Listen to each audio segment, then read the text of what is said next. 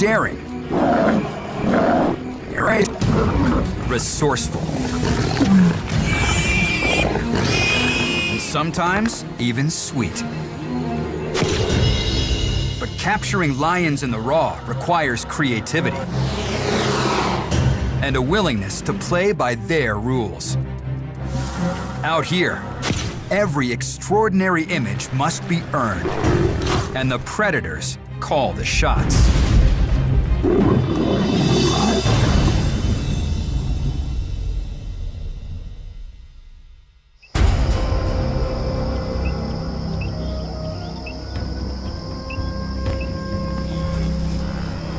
This is the Serengeti, as most of us know it. A place of plenty. Lush grasses, huge herds, lots of prey. A perfect place for a predator.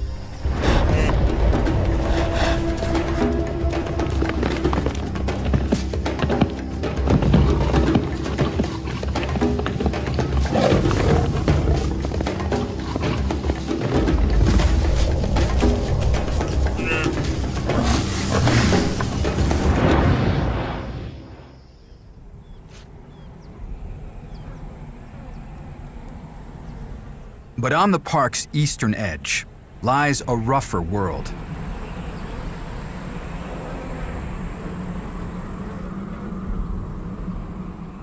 Here, prey is scarce. Water, even scarcer. Yet somehow, a lion pride has found a way to make a living in this desolate place. They're called the Vumbi, Swahili for dust. And renowned photographer Michael Nichols is here to tell their story for National Geographic. People call me Nick. I've been a photographer at National Geographic about 30 years, focusing on wildlife conservation. My goal is to make us celebrate what wild is left and go after fixing what we can. Nick strives for images that change people's perceptions of the animals they think they know. Joining him on assignment is cinematographer Nathan Williamson. National Geographic asked us to cover lions in the Serengeti, and for something like that, which has been done many times before, you want to show people something new. Nick and Nathan are trying to combine stills and video to capture the lives of lions on the edge. They picked this pride to show how difficult and fragile lion life can be.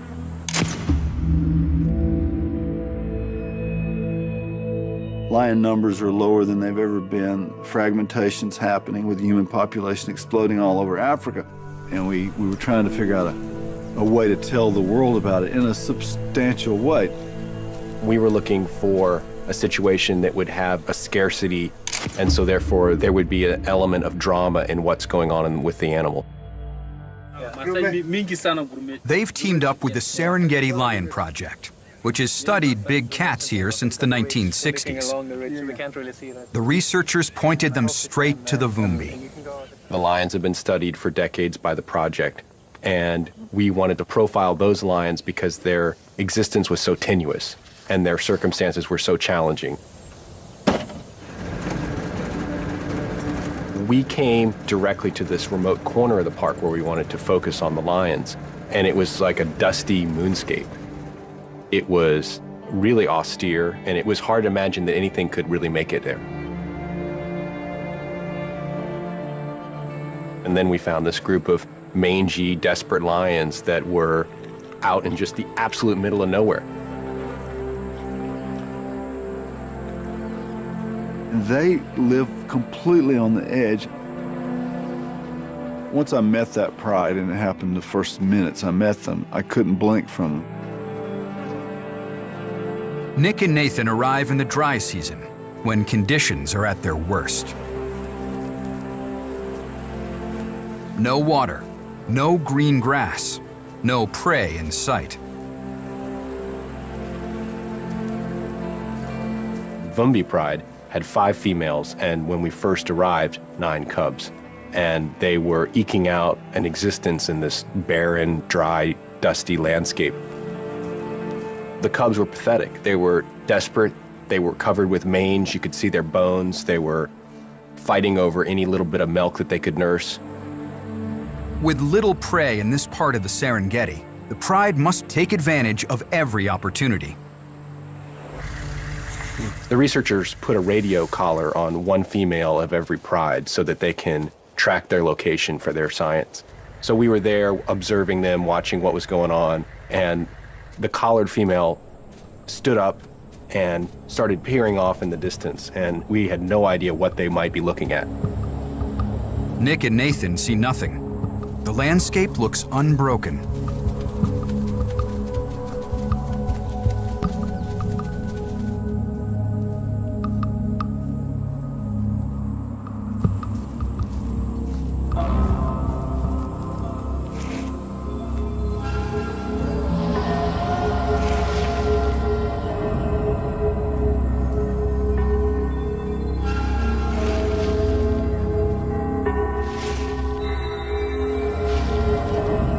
We showed up there, the collared female and some of the other big females were pawing at this dusty, rocky dust.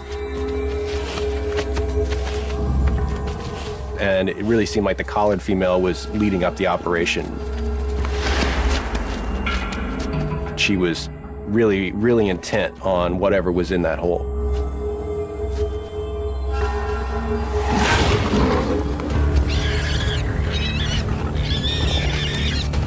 It's a warthog.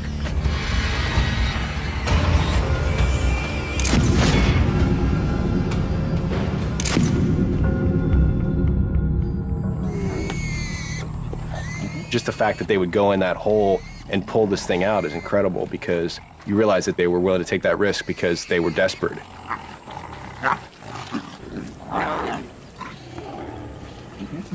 The other side of it was the collared female, who we saw had some gravitas. She seemed to be kind of a leader. But when they got the warthog, she didn't even take a bite. She stayed on the hole because she knew there was another one in there. That just completely blew us away. You know, she knew there was another warthog in there, and she was willing to not eat the first one to take care of the pride. Darkness falls.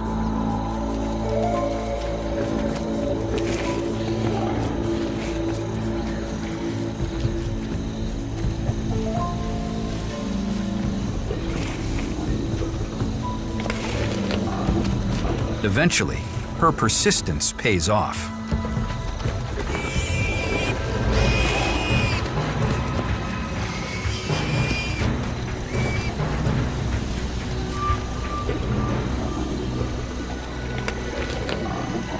You know, I go home that night thinking, what a project we're on.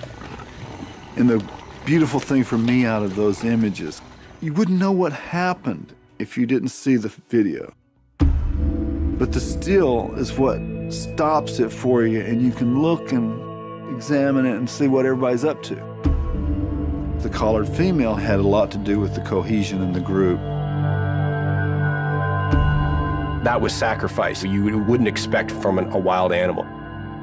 That was the thing that I would say more than anything else made us fall in love with that pride, because we respected so much what they were doing.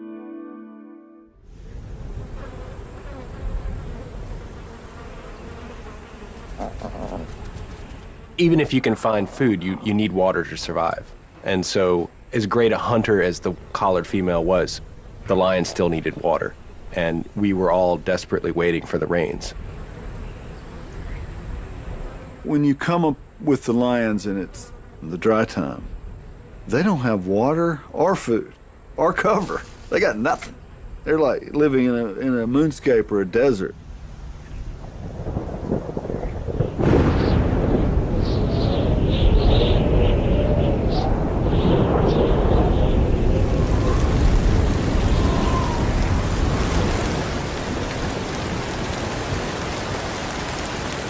In the dry season, storms can roll in quickly, but they don't last long. Once it started raining, the lions started to lick each other, and we were just wondering, like, what's going on? Are they grooming? Is this some kind of ceremony? Eventually, we realized that they were actually licking water off each other's backs in order to drink. That the rains were so short and were so small that there wouldn't be pools of water for them to drink out of. It was crazy to watch because you're just thinking, it's just unimaginable, I guess, that you'd have to carve out an existence in a landscape that would be so harsh that water wouldn't even last on the ground. You'd have to drink off each other's backs.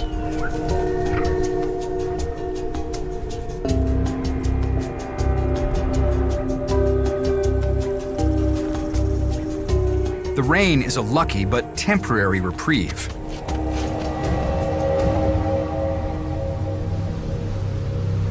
And greater challenges still lie ahead for the Vumbi.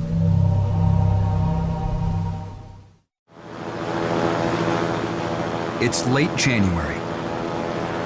A short rainy season has just ended. After a few months away, Nick and Nathan are heading back to the Pride. Our first trip was basically a chance to get to know the lions. We shot most of that with camera in hand, just sitting in the vehicle, and there's only so much you can do when you're shooting out of the car. So what we wanted to accomplish on our second trip was to use some of our gear to get really low and really close and get it right in there amongst the lions. If I'm going to do the king of the beast, he's going to be the king of the beast. You know, he can't be the king of the beast that I'm looking down on. Intimacy is everything. If you get your camera down on the ground level, now it's a lion and it's powerful and it's big. And so I was obsessed with that. Hold up. All right, ready to clean your thing. We were always trying to find a different perspective, and the assignment before lions was elephants. And one thing that we had experimented there was putting the camera on a pole and putting it on the ground so that you were looking at an elephant from like the perspective of a dung beetle. The stick is the way to go. I'm too old to get down on the ground. I can't move fast enough. So we're going with the stick. Here they come. It had worked incredibly well with elephant. We had managed to make some images that were really kind of jarring, and you would sort of like look at this and you're like, what's going on there exactly? But these were habituated elephants. Getting the same perspective with wild lions presents an entirely different challenge. The obvious difference is the elephant don't bite. So you have to think about safety. You have to think about the fact that a lion is a big cat. And so the last thing you want to do is make a cat toy.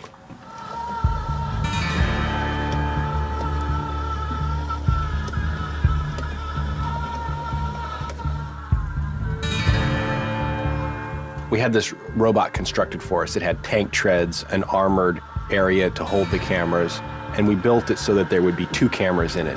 One for Nick to use to take still pictures with, and one for me to use to make film with. Any of this gear, when you get this wish list, if someone says, like, you can have anything, it's like, wow, you know, I'd like that, and I'd like that, and I'd like that, and I'd like that. And all of a sudden it becomes so complicated that it's just like a house of cards, you know, like, what's gonna fail? Well, we'll go check on the den, and then we'll go back to the Pride. While Nathan works on the robot, Nick and his wife, naturalist Reba Peck, check in on the Pride.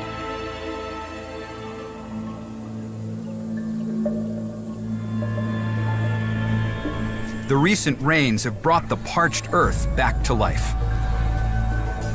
The lions seem to be doing well.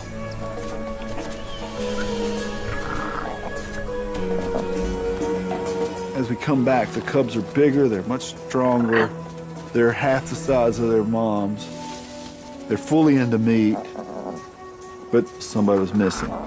We went from 9 to 8. We were kind of speculating, because you could see how they laid and behaved and fed, that you have runts, you have outsiders, and it was one of the outsiders.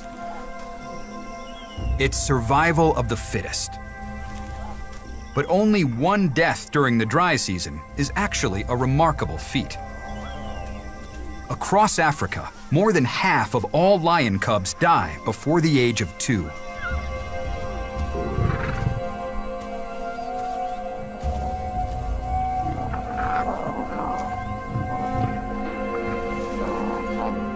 The Vumbi are defying the odds, but their success is a double-edged sword. the more hungry cubs that survive, the more pressure on the females to keep them all fed.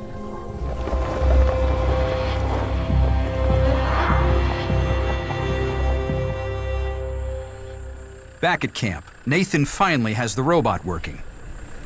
Now it's time to see how the lions will respond to it.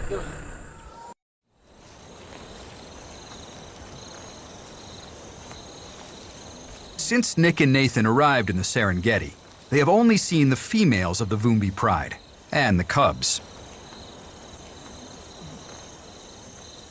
But there are male lions in this part of the park too. The males bring complexity to the pride dynamic, and the photographers are getting impatient for their arrival. As a wildlife photographer, you can't direct the animals. You can't just say, if it'd be all right if you'd bring the males out tomorrow, that'd be swell. So, I mean, it's tough. You know, we're just basically waiting for the males to arrive, and we have no idea when that might happen.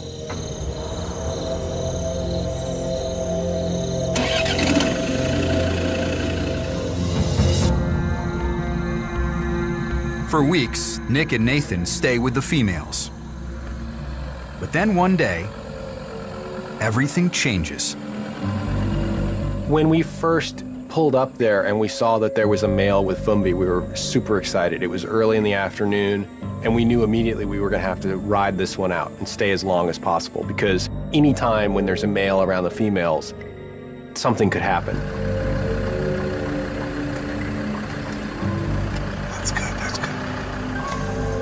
I thought I might be on to a stranger male because they were acting so cautious. If this male has no affiliation with the pride, he'll try to kill the cubs, to eliminate the offspring of rival males, and to bring their mothers back into heat. But the females will fight the males off if they can. And a lot of times the females will die trying to protect their cubs. So there would be some epic battle about to happen. I mean, we had no doubt that those 5 female lions were a force to be reckoned with. They were, I always called them a biker gang. I mean, they were tough.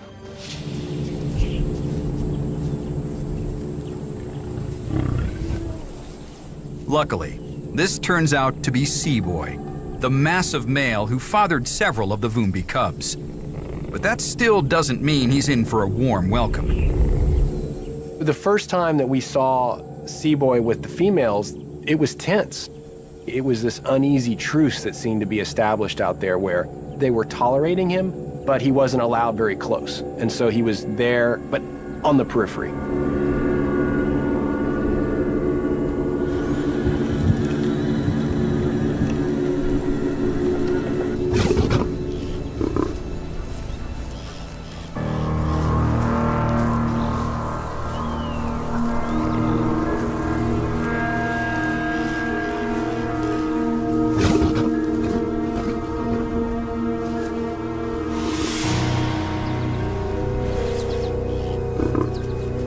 It seemed like they were unsure what to do with him and not trusting him. Exactly.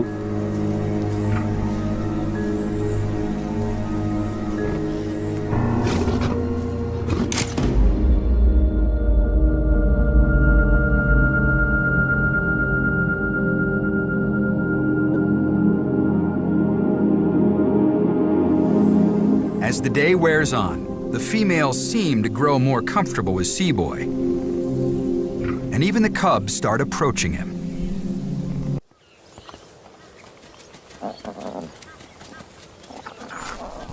With the arrival of Seaboy, the Vumbi have some much-needed protection from other male lions.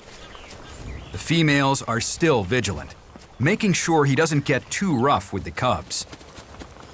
But they'll put up with his temper, because he's a powerful male with a track record of survival.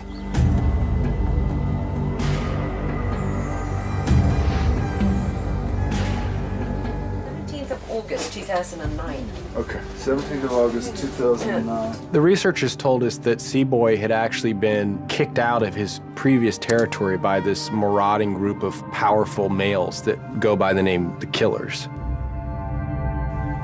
One of the researchers named Ingela was out there and had seen Seaboy being torn apart by the killers and managed to make some incredible photographs of that fight.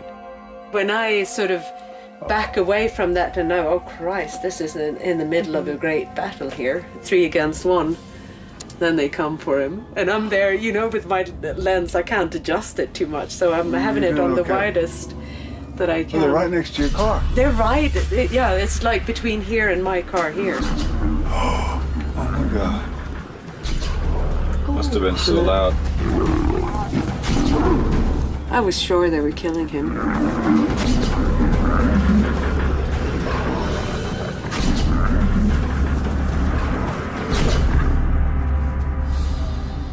It was 3 against 1, but incredibly, Seaboy survived the attack, escaped to a new territory, and took over the Vumbi Pride. He had, I mean, what a story. You know, he was complete badass. I mean, this male was so tough that he took on 3 other males. So, you know, he was a character for us immediately. Seaboy brings a level of security that few other males could supply. But on his own, even he will have difficulty preventing a takeover by rival males. The most likely suspects? Seaboy's old enemies.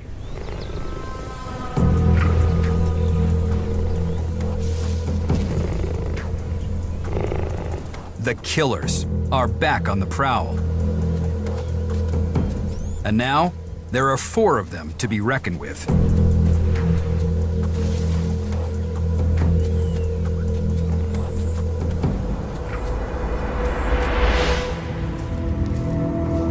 In order to survive in such a place, you need teamwork, and the females gather together and they form a pride, and they look after each other, they have each other's backs, and they defend their territory together as a unit.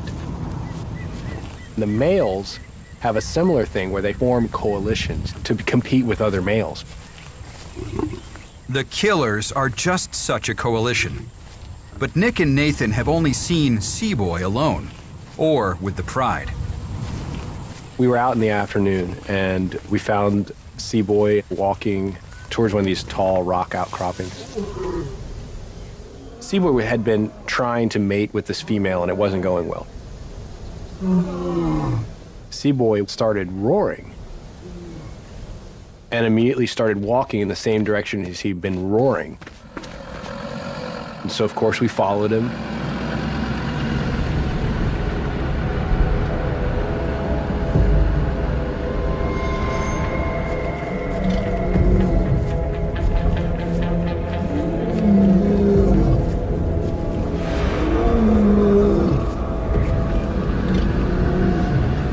Eventually we saw in the direction he was walking towards another lion coming towards him. From afar, it's unclear if this is a rogue male, or maybe even one of the killers.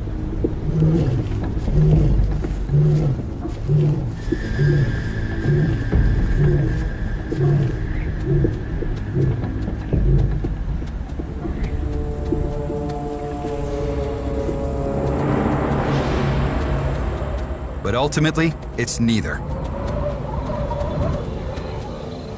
Turns out, Seaboy has a coalition partner too. The researchers have named him Hildur.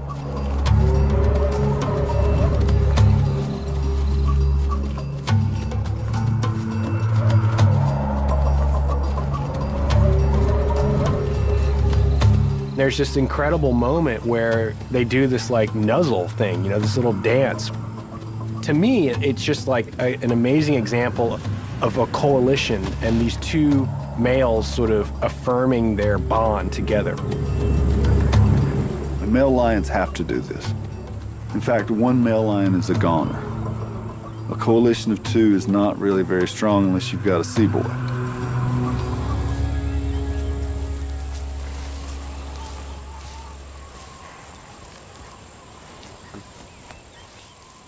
Like Seaboy, Hildur fathered several Vumbi cubs and will fight for their survival. But his arrival puts added pressure on the females of the Pride. There are places where male lions absolutely do participate in killing, food. But what I saw was the opposite of that. I saw scavengers that get fed because they provide protection, kind of like a mafia situation.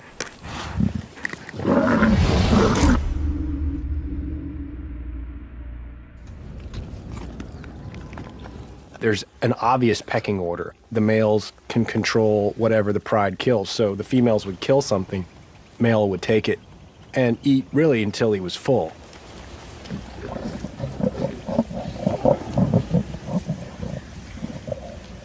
There really is very little to go around, and with a group that big, with a pride that large, one small gazelle or whatever it is they killed, there's not enough to go around, even for the cubs.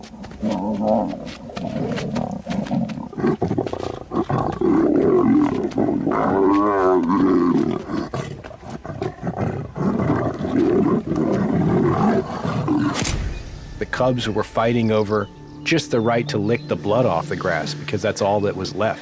I didn't think you would actually bite him on the butt, but he did. It's a tough deal. I think there's no doubt it's difficult for the females to watch the males eat that much, fill themselves up and then leave whatever is left for the cubs. It's the price the pride must pay for protection. They now have 2 strong, loyal males to fend off attacks. But with them come 2 very large stomachs that demand to be fed.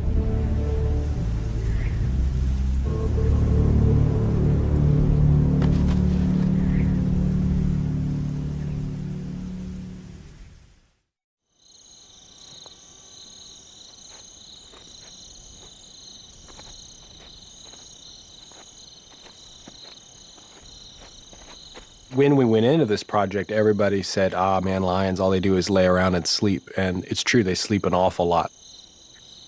But there's like a whole another part about being a lion that happens once the sun goes down. They see far better than the prey at night.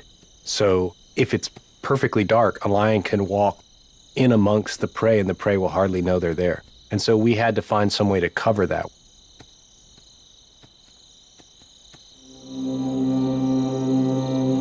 With 5 females, 8 fast-growing cubs, and 2 males, the pride needs a lot of fresh meat. Every kill can mean the difference between life and death. So it's crucial not to disturb the lions or take away their advantage.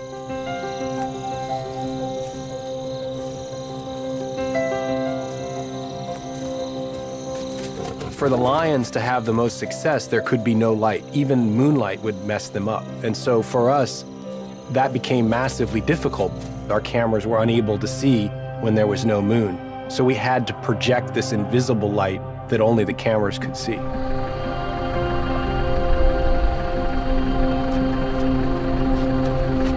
Working at night was about as difficult a set of circumstances you can create for yourself.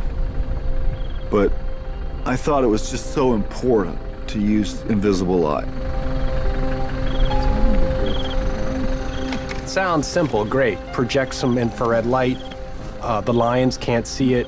Perfect. The reality is it was a real pain. I mean, for me, driving the vehicle became very difficult because I could only see as far as we were able to project the light. Hey, Ruby, keep an eye on this one coming in from behind us on the road. I don't know, you're just so disoriented and you can't see and you're focused and you hit holes and you can't really do what you want to do. But by working at night, I felt like we got into their world.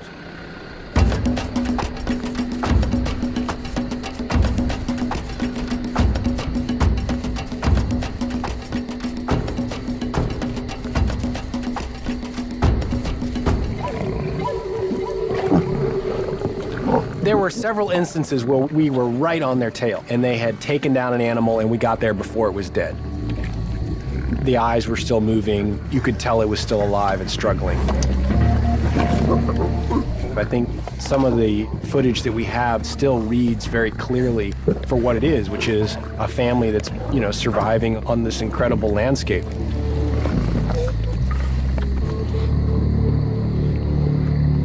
we made several frames that were really, really cool.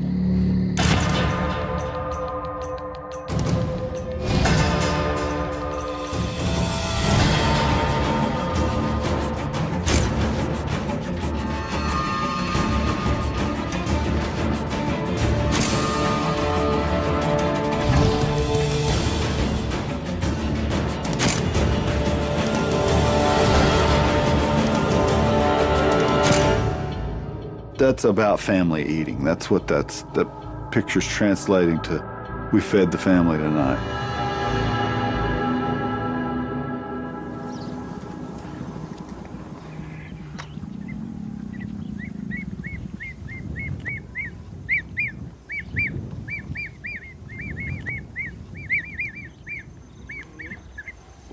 Days between hunts are slow. But just over the horizon, the killers are gearing up for a raid.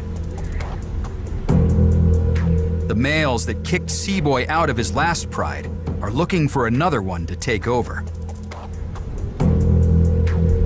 They're known for killing cubs.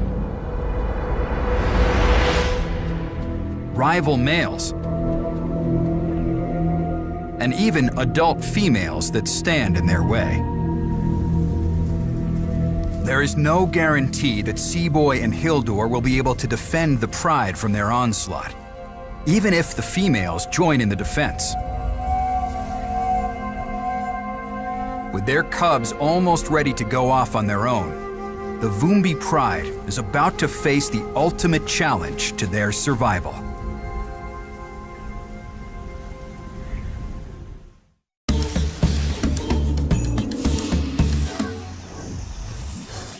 Nat Geo Wild presents all new premieres in the underwater event of the year. Sharkfest is back, and Wild is the only place to get up close and personal with the ultimate predators of the sea, celebrating the true kings of the ocean. Don't miss Sharkfest. Starts Monday, August 21st at 6 on Nat Geo Wild.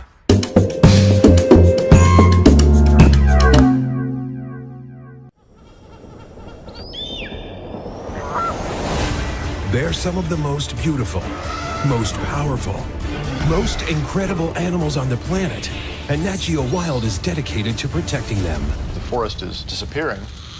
It's a sad story, but one that we have to tell. Join us as we venture deep inside the wild places they call home and find out what can be done to save them. Mission Critical. New episodes every month on Nat Geo Wild.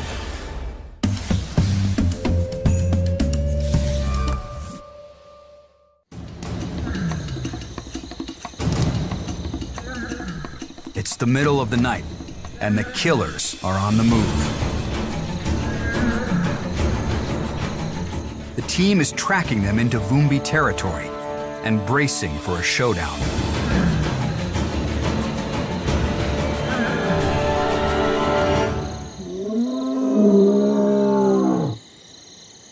But long before any contact is made, the lions square off with their roars.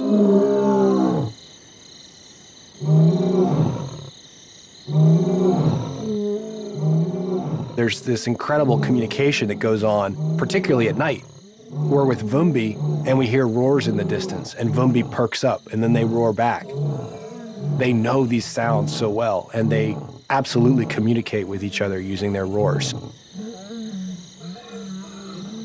One of the amazing things that the researchers have found is that the lions absolutely can count, and they use their roars to decide whether or not to attack or not to attack another group of lions. Researchers have recorded the roars and played them back to the lions to see how they react.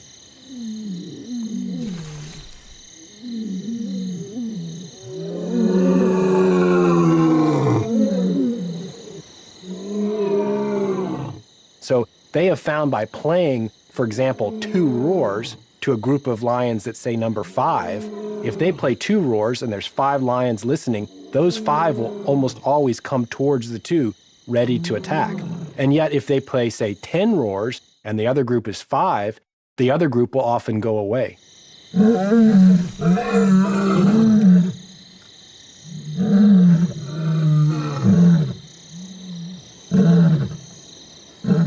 With the killers, the numbers are a little more even.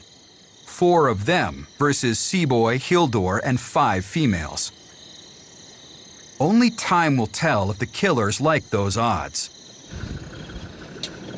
Did you look over this way, Nick? But the night doesn't go as expected. As the killers approach, a lone female crosses their path.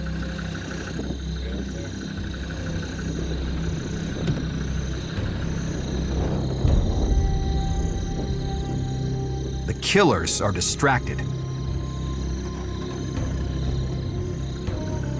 One heads off after the female.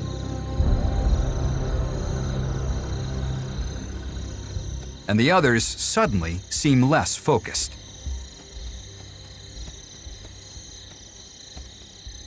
Interestingly enough, when the killers did invade, they didn't even go after Vumbi. By morning, the killers have gone right through the Vumbi's territory and into the next. Perhaps the female threw them off their game. Or perhaps they decided a place with such scrubby ground and a lack of big herds wasn't worth fighting for. It's not worth it. I'm not going to take on Seaboy for that. For now, the threat to the Vumbi has passed, and life is about to get a whole lot better.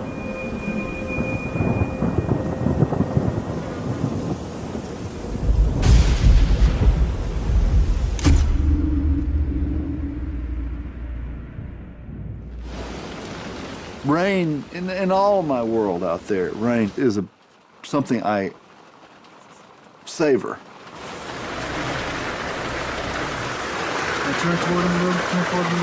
For us, it makes it difficult. You're getting the water off your lens as much as you're shooting, and the water's in the car, like water's coming in every opening. But rain meant sunshine in the lion's life. They're really on the edge, and the rains came, and then the prey picks up, and life is all of a sudden pretty easy.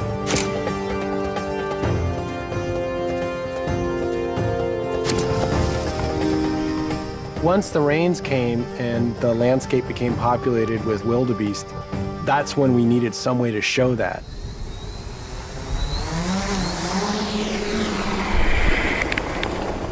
And so we had this new bit of technology, this small helicopter, that we were able to deploy and take our cameras just 20, 30 meters above the ground. And just by doing that, just by getting up just that little bit, we were able to show this totally new vantage point of the wide open flat expanse that is Vumbi's territory, and how the wildebeest were coming and grouping amongst the little stream beds. For the Vumbi, it's the season of plenty. More water than they can drink. Wildebeest by the thousands.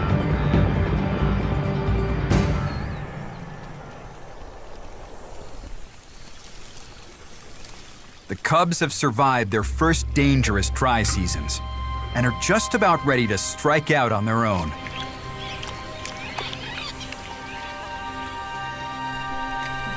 They're a far cry from where they were when the expedition began. When we first encountered Vumbi, the cubs were obviously vulnerable. Like, they were barely hanging on. They were small, they were bony, they were mangy. Their fate was hardly decided. And when we left them, they were almost 2 years old. They were nearly as big as their mothers. They were tough, they were strong. They were completely different. And there's no doubt that these cubs had only made it as far as they had because their mothers were such incredibly competent and doting mothers. The Vumbi have succeeded in raising their cubs, from infancy to near adulthood. A process the photographers have managed to cover from just about every angle. And I believe in history. I really believe the whole point of doing what I do is that you record it and you lock it down and you save it, and it represents that moment in the world. And it may have some effect. You do want people to care for, to walk away and to actually care for those animals, to feel like they're worthy of saving, worthy of keeping, because certainly their existence in the world is fragile. This project wasn't about the Vumbi pride. It became, they stole our hearts and they showed us these lions on the edge.